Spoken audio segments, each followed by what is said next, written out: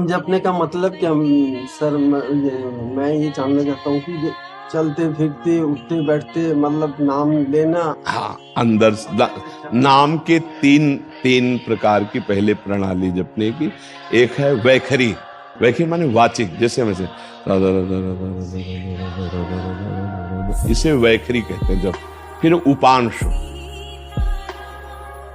चल रहा है, फिर मानसिक। अब हमारे सामने राधा नाम लिखा है, राधा नाम चल रहा है। अब हमारी क्रिया करते, उठते बैठते, खाते पीते, चलते फिर, अब जैसे हम बोल रहे हैं तो हम नाम से अलग नहीं है, क्योंकि हम भागवतिक चर्चा कर रहे हैं। तुम्हारे मुख में जैसे हम ऐसे देख रहे हैं, तो हम बार बार नाम लिख रहे हैं, राधा राधा राधा। तो हम जप नहीं पा रहे क्योंकि आपसे बात कर रहे हैं, पर हमारी दृष्टि में वही लिखा हुआ। इसे कहते हैं निरंतर नाम जप चलना।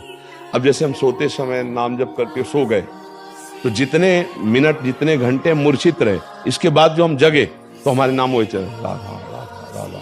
तो सोते भी हुए भी नाम माना जाएगा कि आप जप कर रहे हैं। जैसे मरते समय आप नाम उच्चारण करो तो आपकी सदगति हो गई। ऐसे सोते समय नाम जप करे तो हमारे पता नहीं प्राण रहे कि ना रहे, जग पावे कि ना जग पावे। और जहां जगोगे तो आप देखोगे वही नाम चलता मिलेगा। आप अभ्यास करके देखो, तो सोते हुए भी नाम की स्थिति में थे, इसलिए उसे निरंतर माना जाता है। समझ रहे?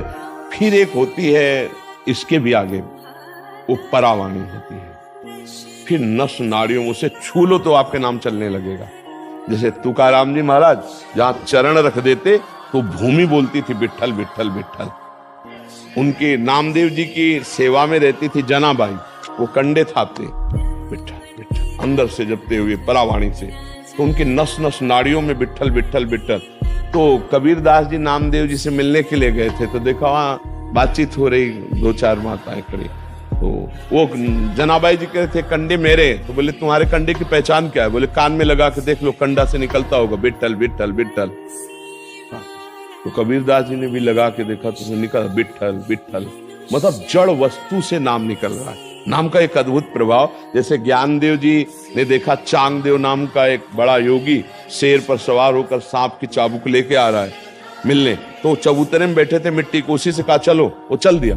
जड़ चबूतरे में चैतन्य चलने की सामर्थ्य। नाम जापक में बहुत दिव्यता होती है। तो जो परावाणी से नाम, मानसिक नाम, उपांशु नाम, फिर ये वैखरी नाम जिसे आप सुन सकते हैं, ऐसे नाम का जप होता है। जो परावाणी में होता है वो सिद्ध पुरुष हो जाता है।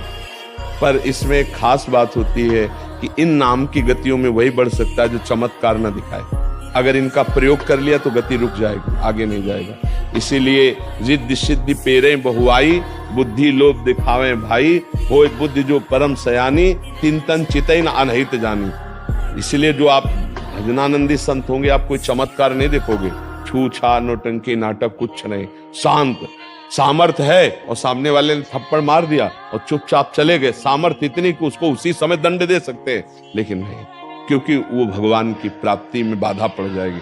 इसलिए महान की प्राप्ति के लिए सब कुछ सह लेते हैं। जैसे आज चरित्र सुना गुरु तेग बहादुर सिंह जी का चरित्र, कि कितना कष्ट दिया औरंगजेब ने।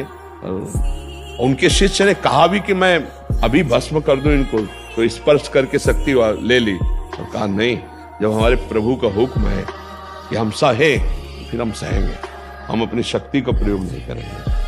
ऐसे भजन की उन्नति होती। समझ पाए आप नाम जप का?